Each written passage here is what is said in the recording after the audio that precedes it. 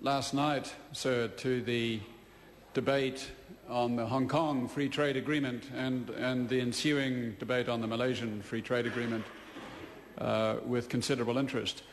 Members may perhaps recall the comments I made last night on the Hong Kong Agreement, where I critiqued the format of the national interest analyses that the government currently produces when it addresses free trade agreements. And I challenged the government to, what I would say, come clean on the impact of free trade agreements on imports and the New Zealand domestic economic sector, particularly the manufacturing sector. I called on the government to drop the euphemisms that they employ in terms of negative adjustment effects when they really mean company failures and job losses. I asked them to be more specific in their national interest analyses in the future, to drop the ideological fixation and to acquire a certain newfound objectivity. I appreciated the response that elicited from particularly Marianne Street, which I thought was very thoughtful and constructive, but also Mr. Sua William Seo's acknowledgement of these concerns.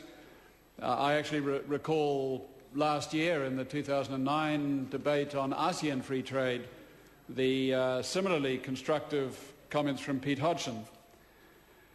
It's clear, I think, that the Labour Party, unlike the National Party, shares, at least to some extent, the Green Party's concerns over free trade agreements, at least as they are currently structured and promulgated. I note also, of course, the Maori Party's position, as we have just heard from Rahui Katani.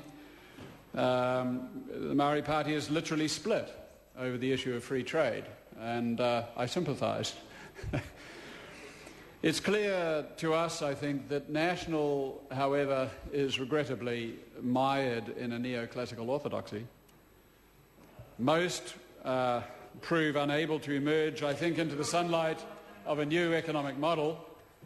A few of them wouldn't even recognise a new model if they tripped over it. And I say that more in sorrow than anger. And I invite Tim McIndoe to prove me wrong within the next few minutes. Labour, on the other hand, are caught between a legacy and a hard reality. The legacy is a commitment to a liberalised economy from the 1980s. The shadow of Rogernomics still shades the world view. And the hard reality is a recognition that all is not right with globalisation as it is currently prosecuted and promulgated. So Marion Street calls for a rejigging of the Foreign Affairs and Defence and Trade procedure and greater transparency. And the Green Party appreciates that and thinks it's a very constructive proposal. I call upon the committee chairman to respond equally constructively. So what do we need? I would suggest we need at least 6 new things. 1, an examination by the committee of the structure of the NIAs themselves as they are currently used by MFAT.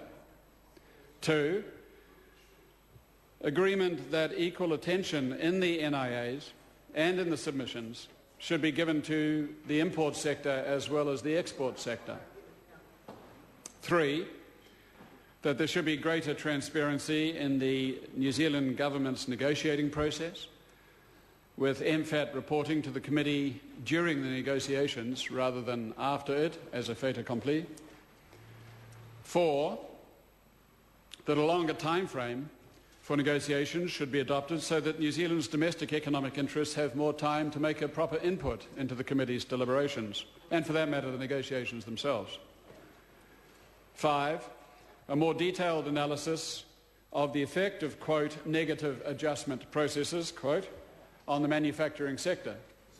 And 6, equal attention should be given to the effects of free investment provisions as to the free trade provisions.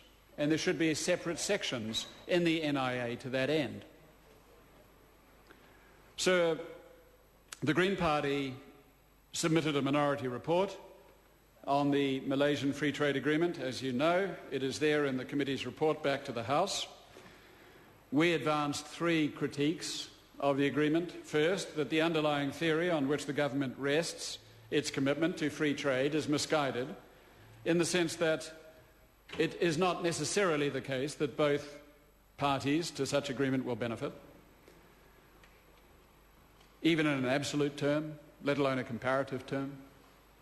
Secondly, that the resulting skew to economic growth is injurious to our medium-term employment stability and also to our long-term economic resilience. And three, that FTAs are misleadingly named. They should be called the Free Trade and Investment Agreements. Our submission to the committee's report was a shortened version of our written views. A longer version, setting out in more detail our critique of FTAs as currently pursued, is here. I have it here.